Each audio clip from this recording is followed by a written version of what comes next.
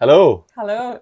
and welcome to our first YouTube In uh, a while. in a while. It has been a while, and I know we've been terrible at it, haven't we? Uh-huh. Absolutely horrendous. We're just going to try and start again, aren't we? Like, we promised we'd get a video out every other week, but obviously work takes over and life takes over, and it's just hard to keep up, isn't it? So I think I put on when we got back from Iceland that we're going to try and do like answers to questions like once every couple of weeks, and that was probably 2 months ago. So God, we've been terrible, but I mean, we've got an excuse actually because we're waiting for a little visitor, weren't we, to be Yeah. here so that we could do it and show you. So this is Rydal. Say hello, Don. So we've got Rydal here to do a first Q&A. Are you excited? Take that as a no. Put you back down, like you're going to sleep. So what we did is we posted on my story, didn't we, maybe a month ago or something now. Something like that. Just asking if you had any questions. Because obviously we get DMs all of the time, and it's hard to keep up, isn't it, with all the DMs that we get. And it's hard to answer everyone's question and give it the attention and care that it deserves. You know, obviously you're following with for a reason, and you want to know answers to questions around the outdoors, and potentially aren't into this hiking as much as us, or don't have the experience that potentially we have.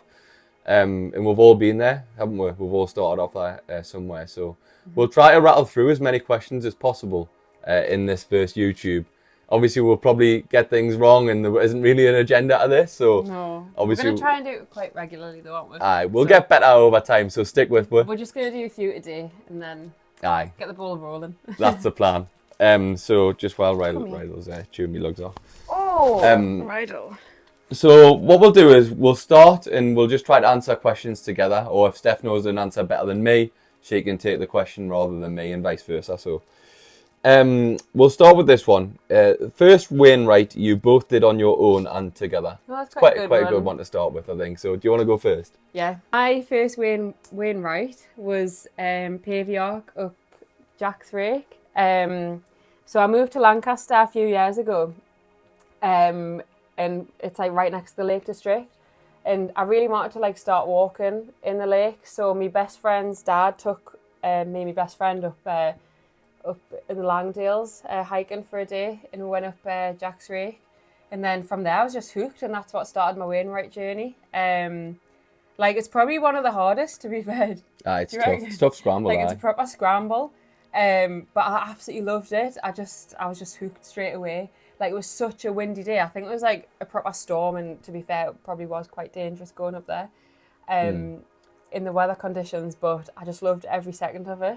Would you recommend somebody doing it for the first Wainwright? No. Right. No. Aye. It Agreed. depends if you like. What would you recommend as a first Wainwright for someone? Oh, there's loads of easy ones, to be fair. Like Catbells, I think people usually start with, don't they? There's a lot. I think it's just such a like family friendly walk. It's not too high, it's not too long, and the views are just mint. Aye. But yeah, there is loads, to be fair. But yeah, that started my Wainwright journey, and our first one together was Blencathra, wasn't it? And we've done that like probably about 10 times since. I don't even think It's probably we've one done of my any other favourite ones, to be honest, though. Yeah. It's lush. Should I talk about my... So my first Wainwright was, it was kind of a few years ago now, and it was Blencathra, actually. So ironically, that was my first Wainwright that I did on my own, but also my first Wainwright that I did with Steph. So it was a boiling hot summer's day, which seems like a lifetime ago now, because all it does is rain. And I just remember thinking it would just be like so easy to do, but it was honestly like I had proper jelly legs. I didn't realise how unfit I was at the time when I first did it. You know, I was just a young, foolish lad thinking that I could just climb up a mountain, no bother. But how wrong was I? So I got a sharp edge, which I wouldn't recommend doing for your first hike, because it's a bit like of a knife edge ridge line really, which takes you up to the top of Blencathra. So I did that with like 4 of my pals, and like I say, it was a boiling hot summer's day, and I remember getting to like the bad step, which is like halfway along the ridge line, it's a bit sketchy when you do it at first. And I just remember thinking like, what have I done here? My legs were jelly. I was so unfit. I was blowing out my arse. I was pagged. Why did we both start on I don't the know. hard ones? It's just daft as a brush, aren't we? And I just remember thinking like, why have I done this? Like, I'm never doing this again, lads. And then I ended up I did a few more with my mates, but obviously life takes over, doesn't it? And like they've all got jobs and weekend jobs, and I ended up just like getting the bug a little bit. and just started doing them on my own from there. And then that obviously manifested itself in me meeting Steph, and she'd done all the weigh-in rights by the time we'd met, and I'd probably done like half of them, I reckon. And then obviously we met and just decided to do Blencathra together, and we loved it, didn't we? We did it in the winter. Was it winter? It was proper snowing. And now that's all that we do, Blencathra. Blencathra, aye. So if you ever want to meet we're in the lakes, we'll be at Blencathra. So that's the story of the first weigh-in right that we did on our own and also together. That was a good one. Good question.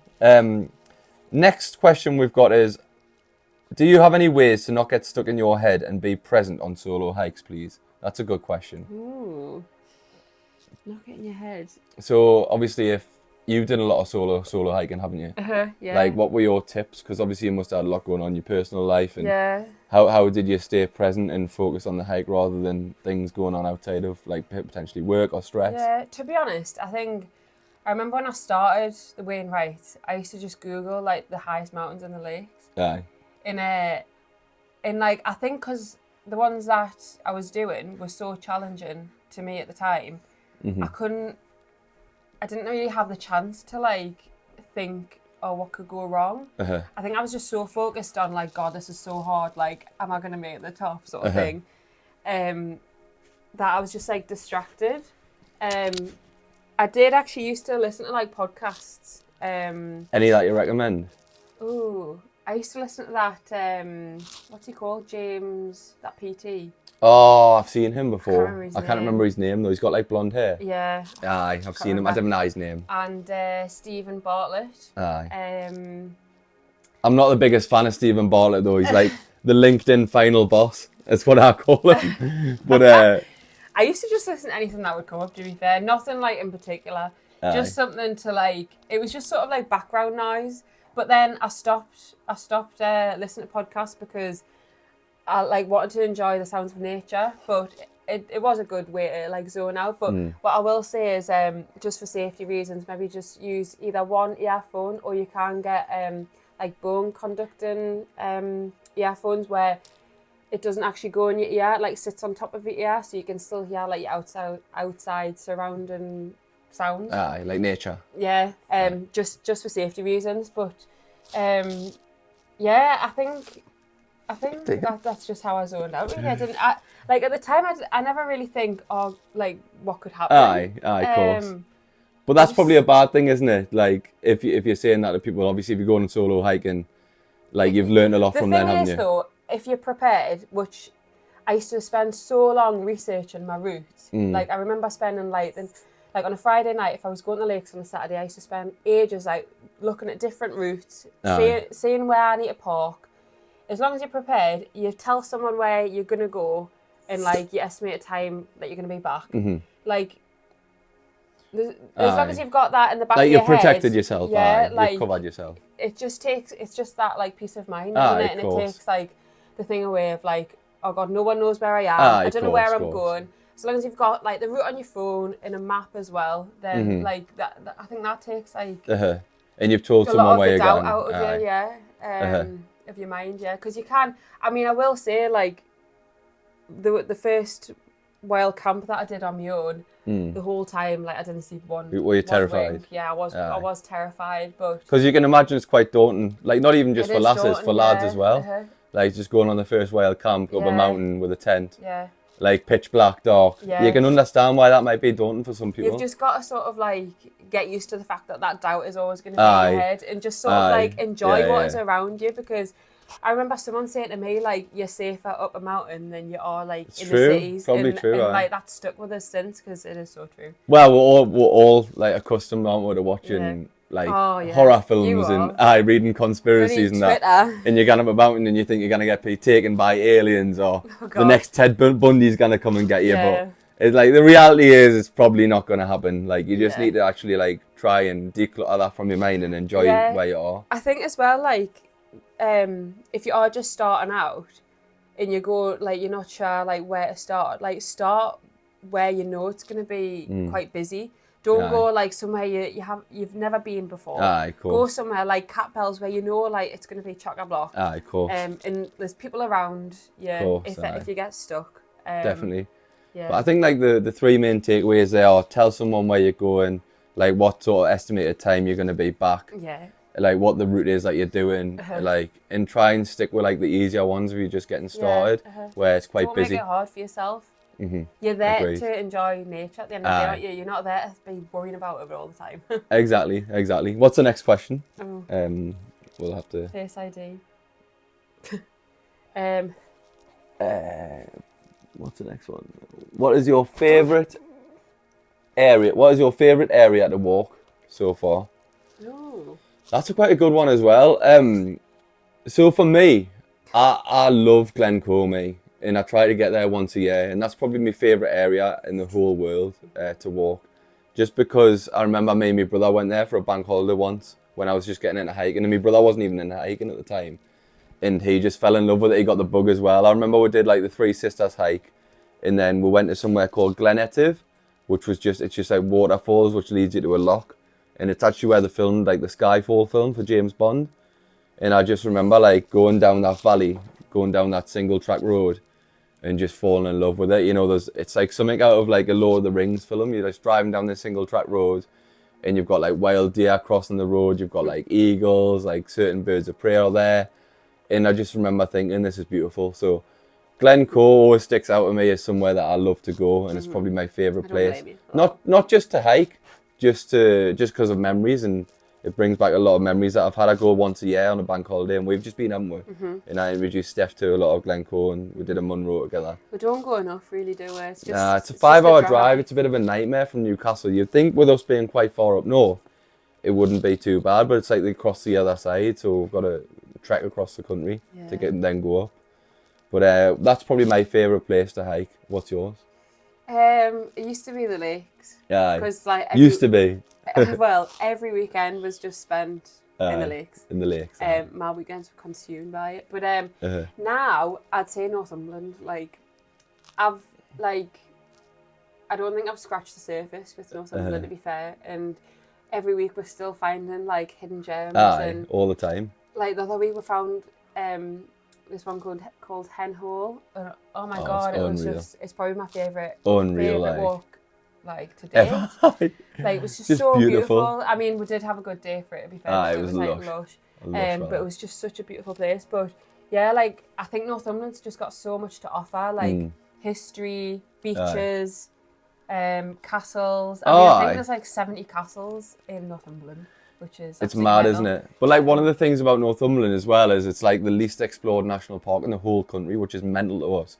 Like, and it's so dense in that, like, I think there's 13 or 14 national parks in the UK, and imagine like the Northumberland's so like the least explored. So we've got some exciting news coming on that actually. So keep your ears and eyes peeled, because we're gonna try and do some things in Northumberland. It's probably the only way to say it. So we've got some news coming on that very soon. Yeah, excited. What's next? Let's try and rattle through a couple more. We're going to try and keep these to like 10-15 minutes, like short, snappy, quick fire questions. Someone said get the pizza recipes posted, pal. What pizza recipe? Because we've got an uni, didn't we, last year for Christmas? And like, well, did I buy you it? Yeah. I think I bought you it for Christmas because Steph loves a pizza, like, loves it. Oh, my favourite. I could eat pizza. She loves it. We've just got back from where we've been, Montenegro, and she was just on the pizzas every day. Like I was trying local cuisines and all that, but she was just like margarita, pal, straight in, garlic dip, champion. But no, I got an uni last year, and I think I posted a few things on my story, and the pizza looks lush, to be fair, but we've got a lot of work to do, like on our crust game. Yeah. Our crust game. If anyone's got any tips, please put them below. If anyone's got any tips on how to get a crust on an uni oven pizza, drop them in the comments. The next question is best walking shoes, in your opinion?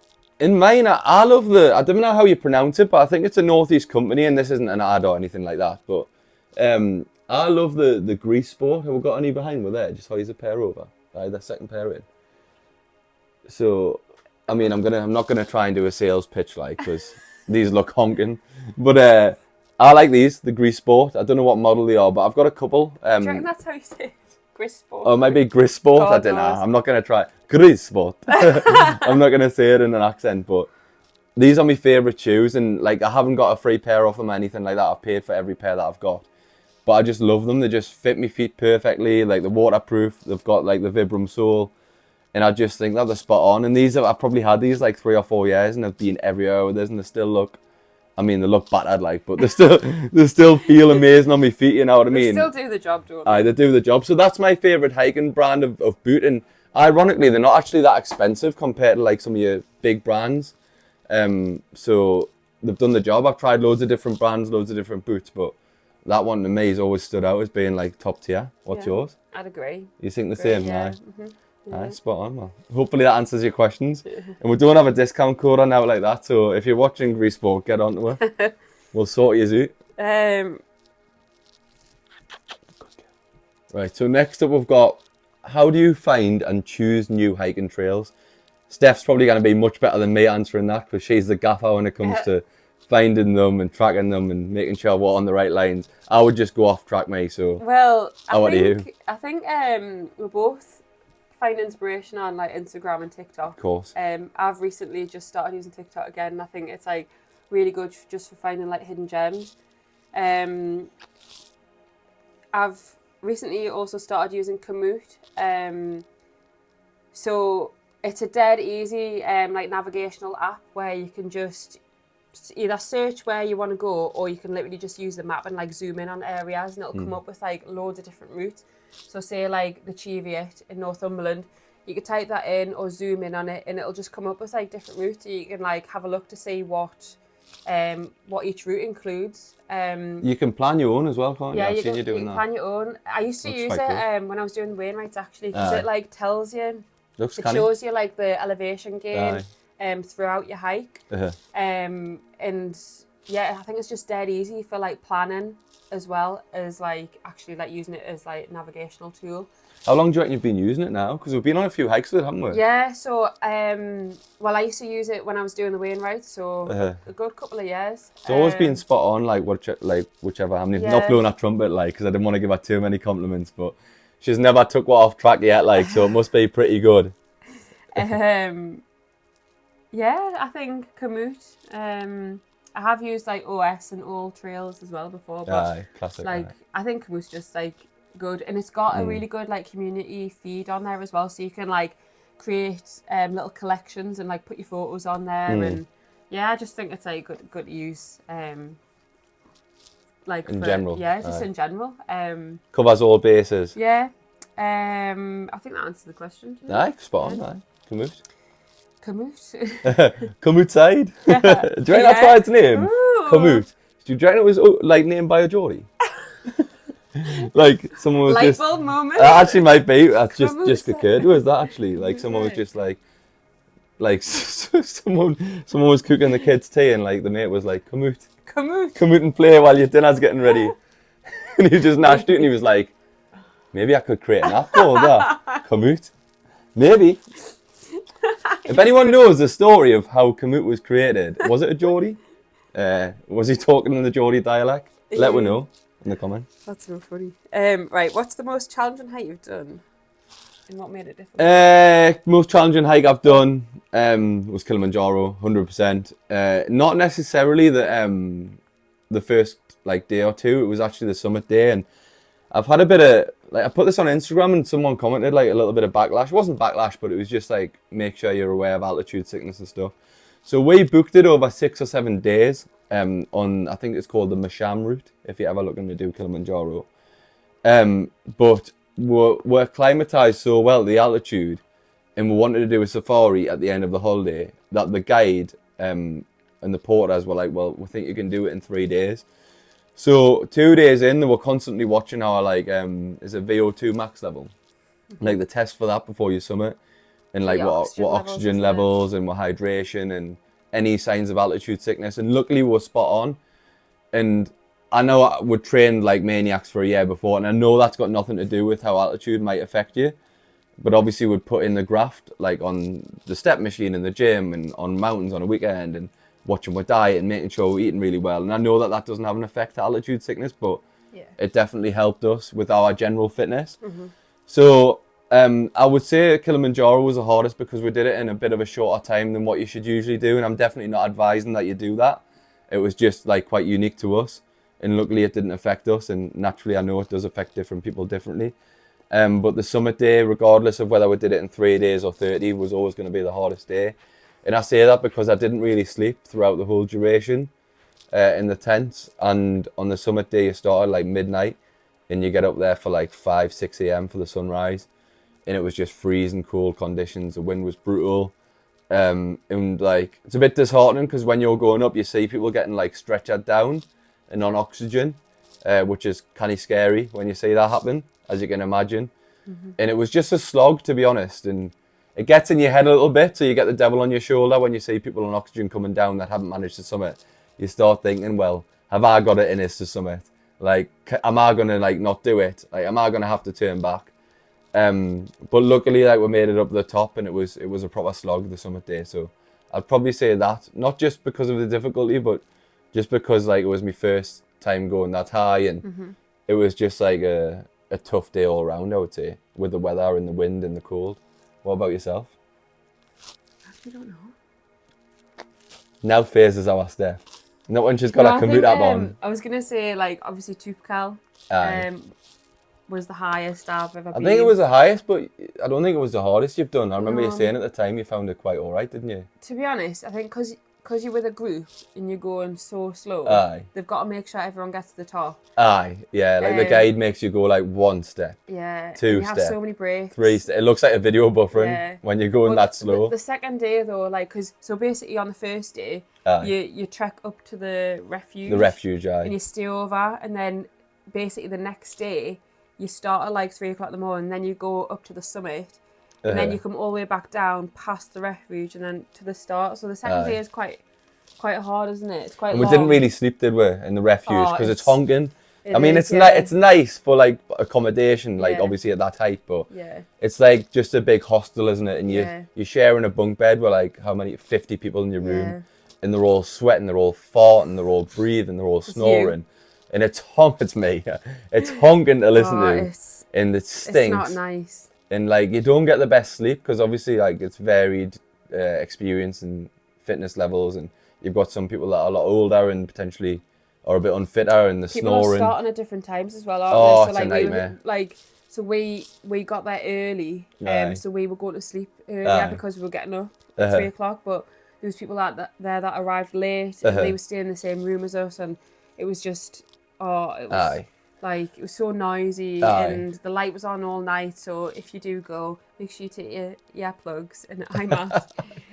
Especially with your snoring. Oh yeah, Terrible. Honking. But I reckon like Kilimanjaro and Tupcal, because they're the highest ones we've done, are always going to be probably the hardest compared to a Cat Bells in the Lake District. Yeah, there has been ones in the UK though that like I've had different experiences on though, Aye. where it's not necessarily like hard, but like I've had to turn back because like the conditions, or like I haven't felt safe. Which ones are them? Just for people watching, they might want to know. So What's your experience of doing that? So there's one in Scotland in the Isle of Skye, and I don't know how you pronounce it. Is it Skirna-Scree? Is that how you pronounce it? I couldn't care less, mate. That's how I'm pronouncing it. I think it's actually like Skirna-Scree or something like that. The E's seem to have gone on for ages. I don't know if it is that. Maybe we should like... It's like meant to be one of the most picturesque places in the UK, isn't it? It's basically like right on the coast. Aye. And it's like basically the sea like makes like a little lake. Aye. You stand on top and it's just absolutely beautiful. It's so picturesque. Aye, it looks lush. But yeah, it's like a coastal walk, and I remember I was on my own. I had slept in the car the night before, so I had zero sleep. Aye. And I started walking, started absolutely chucking it down. I didn't see another soul. And I was walking along the coast, and it was so slippy. I kept slipping all over, and I just remember thinking like I've got no signal. Like I did tell my mum where I was, but at the same time, like she's not gonna know exactly. No, of course. Exactly, and like especially if you can't even pronounce it. What chances your mum got? 9 hours drive away, so I was just like, do you really just don't feel safe? And like you, I had the devil on my shoulder. Of course. And I was just like, do you know what it is? Like, it's not worth it. And actually, like half an hour before I made the decision, like I went off off the trail a little bit and I ended up falling down this massive bloody hole. And I was just like, on your own as well. On my own, I was it's just not like, good, like, is it? do you know what it is? I was so close to the summit as well, but I was just like. Well, that's a point though, isn't it? I Like, know. there's it doesn't get talked about enough on social media. But there's no shame in turning back. Nah. Like we did it on Blencathra not too long ago, didn't we? On Sharp Edge, because the weather was disgusting. It was, yeah. And like we just weren't taking the risk, and no one talks about this. Everyone wants to get the Instagram shot, and everyone wants to. It's not worth it, honestly. Like the mountains will always be there. Of course. Come back. Like I haven't been back to that one in Scotland, to be fair, but I was like I'll come back with 100%. Like I was on my own at the time, and I was just like, it's not worth it. Like, of course, I was already 5 miles in, so like the hike, even though I didn't make it to the summit, was 10 miles. You've done a good bit of graft to get there, and I know it's a bit disheartening, but you like save it for another day, isn't it? When you're with someone, it just honestly wasn't worth it. When the weather's better. I'd probably say like that was like wasn't the most difficult, but like. I don't know, I just had the devil on my shoulder. And sometimes you get them days, don't you? Like, I've tried to climb Great Gable now, like probably 20 times. And I've probably never posted about this on my social media, but I get really bad migraines. I don't know if anyone's got this condition. But like, loads of people, especially if you take a day sick at work, they think it's just a headache, and you'll come into like your workplace the next day and someone will be like, they'll say a comment where they're like, oh, did you just have a headache last night? And it's like, no, mate, I had a migraine. Yeah. Like, my mum's got them really bad, and it's like hereditary in my family. But like, I get them really bad, especially if I go to some altitude, which probably doesn't lend itself to what my hobby is. But but anyways, I crack on. And basically, like, my left arm and my right arm will go completely numb, and like, I'll feel like I'm having a stroke, where like, I'll not know Steph's name, and I'll not know people around his name, and I'll start slurring my words, and like I'll start being sick, and my eyesight completely goes black. It's kind of scary, to be honest. But every time I've tried to climb Great Gable, I'd say 9 times out of 10 I've got a migraine, which is meant to be. I don't know if it's just me, like if it's just me thinking about getting a migraine that's bringing them on, because I've had that many. But that's one hike that keeps getting away from me, Great Gable. Like you go up, I think you park at, I can't remember the name of the farm, Seathwaite Farm, and then you go up past the waterfall, and then you come out at Base Brown. Up Green Gable and then across. And I've made it to like the dip where you get the Green Gable and then across up the Great Gable like a few times now, and then like a migraine's just kicked in, and it's horrendous because like I've been with my brother, and I don't know if I've been with you when I've got one. Most of the time I've been with my brother when I've got one, and he's had to like carry us down because I can't see. Oh, it's so scary though. So that's another point actually, like about turning back. Like if you're not feeling it, or if the weather's no good, or if you've just got something telling you that it's not going to work out today, like go with your gut and turn back. There's absolutely no shame in it, and it doesn't get talked enough about on social media. Everyone wants the Instagram photo, don't they? But no one wants to talk about the struggle to get there. So that's another point that I'd raise. Yeah, that's a good point. Yeah, I agree. Is there any more questions, or should we try and cut it there for the first video? I think let's try and cut it there. Yeah. Aye. So that's everything. We've tried to cover I think we've covered 4 or 5 questions there, but we do like to waffle on, so we'll try to get one a weekend if we can. We'll try and commit to that. Should we try? Yeah. And we'll see how we get on. But if you've got any questions, like just drop me a DM, or we'll put something on my story, and please do answer them. Or just put them in the comments below. And we'll try to get them answered as soon as we can. Please subscribe to our channel, because we're fairly new at this, aren't we? Oh, aye, we're just blagging it, completely blagging it. Yeah. But there's no shame in that. We're both spend all the time on Instagram, so YouTube's like quite a new platform for us. We want to try and we're learning, aren't we? Want to try and put some effort into it. We don't know how to edit the videos. They're not going to look all singing, all dancing, but that's not what it's about. No. It's about getting information out there quickly. Yeah. Like if we can just sit in our house and do it, and just like scrag the dog while we're talking, then that's what we'll do. And that's absolutely fine with us, because our editing skills aren't great on YouTube, and we haven't got the time to do it, have we? No.